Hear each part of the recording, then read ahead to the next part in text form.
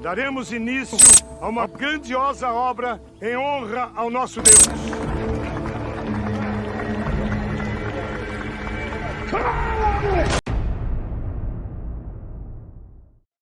E olá, minha gente linda! Sejam muito bem-vindos a mais um resumo aqui do canal. Pra quem tá chegando agora, eu sou a Línia e tô aqui pra te contar tudinho sobre o resumo do episódio 16 de Reis da Esperança. Então já deixa seu like, se inscreva no canal e se prepara porque você acabou de encontrar o local que traz todos os detalhes, curiosidades, teorias e opiniões daquela novela, daquela série bíblica que a gente não cansa de ver. Vem com a gente, fica até o final do vídeo porque aqui o papo é bom e cheio de revelações. Agora chega de conversa e bora pro resumo.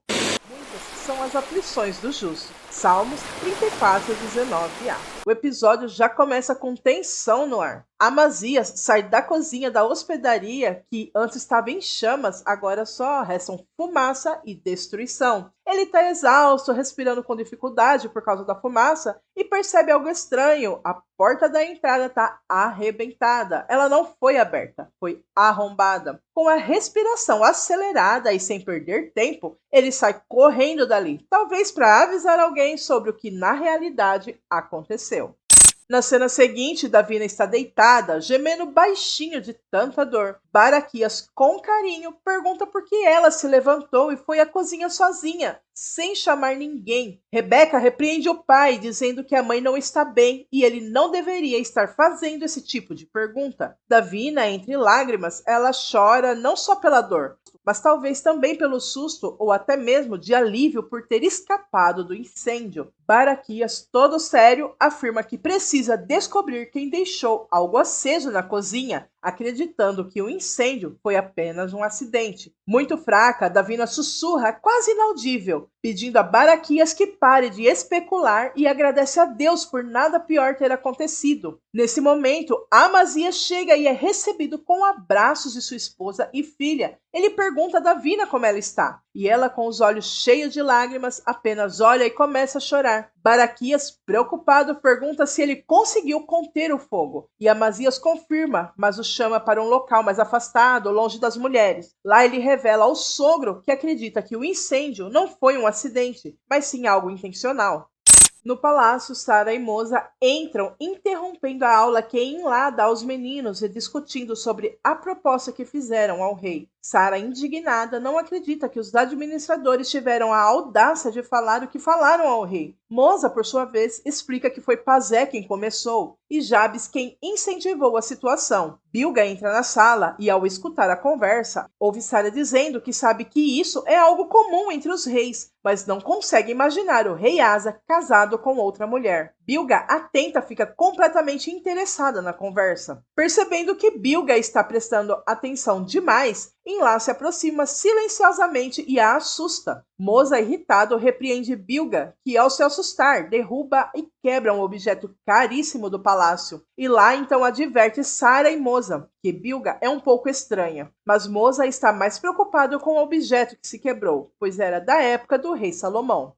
No Reino do Norte, Baasa acorda ao ser chamado pela esposa. Atordoado, revira os olhos ao perceber que a rainha está ao seu lado. Ele se levanta afastando-a, mas está fraco, tropeça e quase cai. Mizá se preocupa, mas o rei insiste que está bem e é ríspido com ela. Ela sugere que chamem o médico, mas ele é firme. Diz que não há necessidade, que foi apenas uma fraqueza causada por um dia anterior muito intenso. Quando ela o confronta, mencionando as loucuras que ele falou sobre haver um buraco do lado de fora, Baasa corta o assunto e diz que está indo para Dan. Mizá tenta impedi-lo, pedindo que espere, pois não pode sair naquele estado, mas ele grita com ela, afirmando com raiva que está bem. Na cena seguinte, vemos o nosso casal favorito, mas o clima entre eles está longe de ser ensolarado. As nuvens de tempestade são visíveis no ar. Asa e Azuba tomam o desejum em um silêncio que fala mais alto do que qualquer palavra. Tentando quebrar esse clima tenso, Azuba pergunta ao marido se está tudo bem. De forma seca, Asa responde apenas com um aceno de cabeça e um breve sem sequer abrir a boca para falar direito. Ela insiste, tentando puxar assunto sobre a reunião com os administradores. Eles soltam então tudo bem e volta ao silêncio. Azuba então chama pelo nome dele, buscando uma reação, e recebe um grito como resposta. Asa. Será que a gente pode fazer essa refeição em silêncio, Azuba? Eu tô com a cabeça cheia.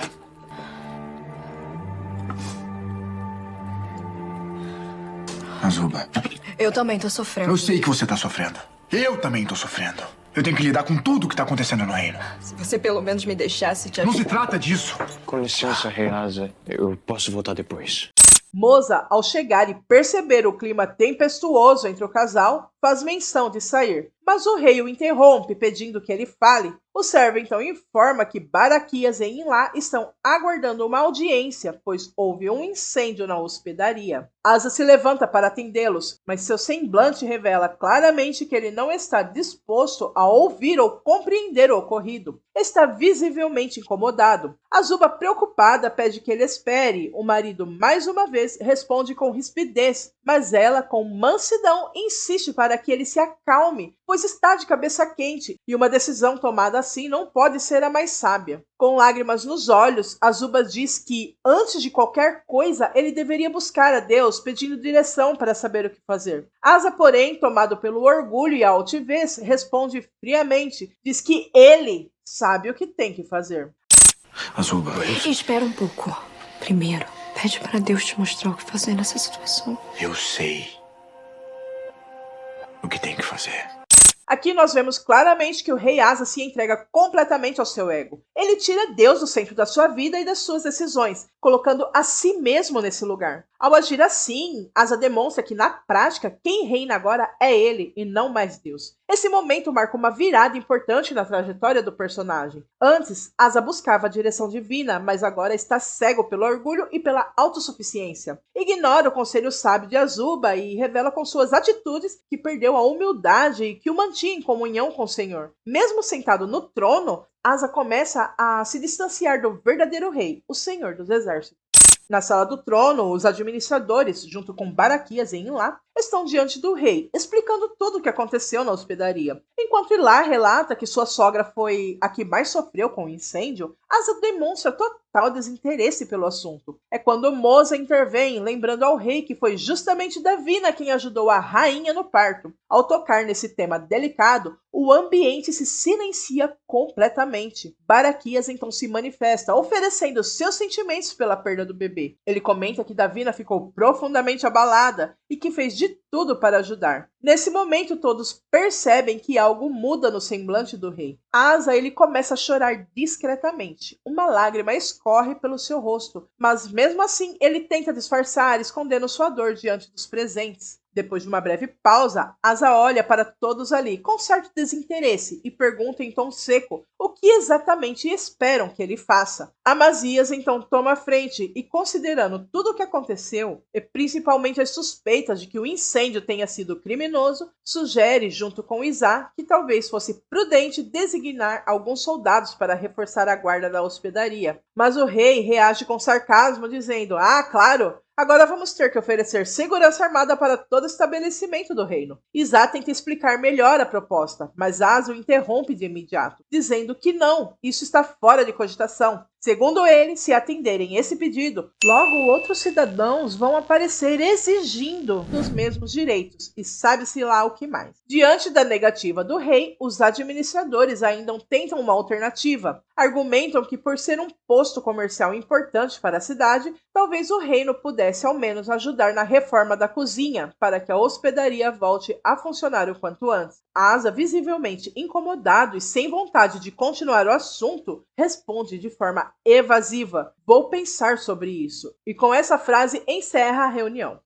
Em Dan, muitos ali se reúnem para testemunhar um momento histórico, a colocação da pedra fundamental que marcará o início da construção do templo dedicado a Baal. Baasa chega acompanhado de Mizá. Apesar de visivelmente debilitado, ele mantém uma postura firme, tentando transmitir força diante do povo. Em seu discurso, agradece a presença de todos e anuncia com entusiasmo que estão prestes a iniciar uma grande obra, uma homenagem grandiosa ao deus Baal. Ao sinalizar, ordena que tragam a pedra. Quando Baasa se aproxima do buraco onde a pedra será lançada, algo estranho acontece. Ele tem um breve vislumbre, uma imagem rápida dele mesmo caindo naquele buraco. Tomado por um súbito medo, ele hesita. Seu semblante muda e ele recua, incapaz de continuar. Zinri, percebendo a tensão, se aproxima e pergunta se ele está bem. Sem querer demonstrar fraqueza, Baasa disfarça e ordena que Zinri jogue a pedra em seu lugar. E com as palavras firmes de Baasa, que Baal seja honrado,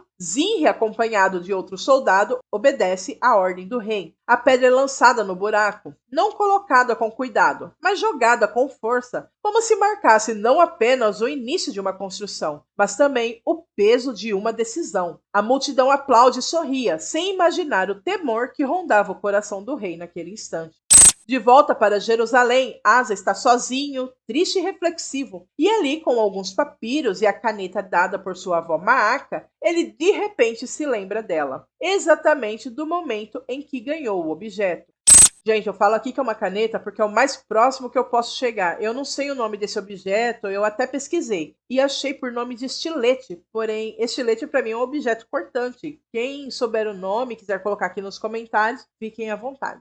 Ainda com o semblante abatido e completamente entregue à sua dor, Asa segue até a casa do bosque. Lá ele se senta em silêncio, perdido em seus pensamentos. Enquanto reflete tudo sobre o que aconteceu, sua mente o leva de volta a um momento feliz. Ele, Azuba e Jeosafá dançando juntos. Uma lembrança leve, cheia de alegria em família. Mas esse torpor é interrompido com a chegada de Azuba, que aparece ali para conversar com ele. Por que você veio? Você não foi me ver. Eu precisava ficar sozinho. Asa, fala pra mim o que tá acontecendo. Lá vem você, Azuba. Por que você não ajudou eles? Confesso que eu me surpreendi muito com a... Não parecia o Asa que eu conheço. Não dá pra ficar ajudando qualquer pessoa que vier aqui me pedir ajuda, você tá entendendo? Não dá. Você nunca se negou a ajudar ninguém. Pois é. Eu percebi que agora não dá mais pra ser assim. Ontem mesmo a senhora Davina veio até mim. Ah, senhora Davina! Você fala que ela ajudou, fala que ela... Vai saber se não foi ela que matou nosso filho. Pelo amor de Deus, você tá se ouvindo? Asa até parece se arrepender um pouco de suas últimas palavras. Seu semblante muda e ele começa a se lamentar com voz embargada, perguntando por que Deus está tirando tudo dele. O que ele fez de errado? Por quê? Ele faz uma pergunta atrás da outra e Azuba, sem saber o que dizer, apenas o observa, sem conseguir encontrar nenhuma resposta. Diante do silêncio dela, Asa explode, grita, tomado pela dor, e começa a listar tudo que já perdeu, como se, ao colocar em palavras, pudesse entender a própria dor. Fala de Azarias, que foi como um pai para ele, e agora se vê sem pai, sem mãe, completamente só. E agora não tem nem pai, nem mãe. Você sente falta E o que você acha, Azuba? Mas ela tá lá. Não tá? Ela tá lá e eu tô aqui. Essa era a ideia. Esse era o plano. Era me deixar sozinho. Ela, Azuba. Não! Você fez o que achou certo naquela... Mas ela é minha mãe. Ela é minha mãe. Azuba, tentando resgatar alguma esperança, sugere com doçura. Escreva uma carta para ela, quem sabe ela aceita te ver. Asa permanece em silêncio por um instante, então respira fundo, como alguém que tenta emergir de um mar de mágoas, buscando desesperadamente um pouco de ar. Quando finalmente fala, sua voz vem baixa, mas carregada de dor. Não foi só isso que Deus me tirou. A gente perdeu mais um bebê. E agora nem você mais pode... Asa, para de pensar em tudo que você perdeu e pensa em tudo que Deus tem te dado. Azuba, com os olhos marejados, se aproxima um pouco mais e diz com ternura: Asa, você ainda tem a mim, a Josafá e tantas outras pessoas que sempre te amaram e te respeitaram por tudo que você foi e por tudo que fez. Mas ele, com o olhar perdido, rebate com amargura. E adiantou de quê? De que adiantou eu fazer tudo certo? O silêncio toma conta por um instante. Então, com a voz mais baixa e cansada, Asa conclui: Vai, Azuba, eu não sou uma boa companhia agora.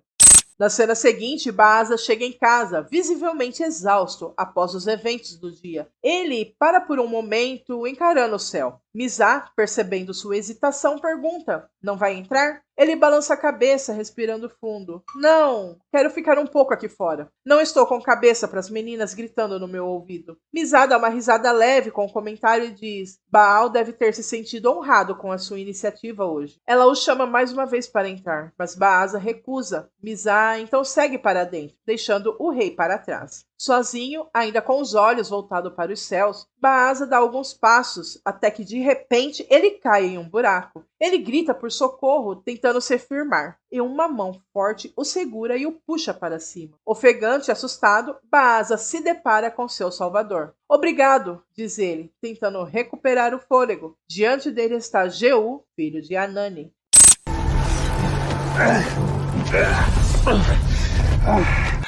Eu vou descobrir quem foi o maldito que cavou esse buraco aqui. Foi o senhor Rei Baasa quem cavou o próprio buraco. Eu tenho uma mensagem de Deus pro senhor. Vai e profetiza contra Baasa, rei de Israel. Eu te levantei do pó e te constituí príncipe sobre meu povo Israel. Mas você tem andado pelo caminho de Jeroboão e tem feito meu povo Israel pecar, irritando-me com seus pecados. Por isso eu exterminarei Baasa e seus descendentes.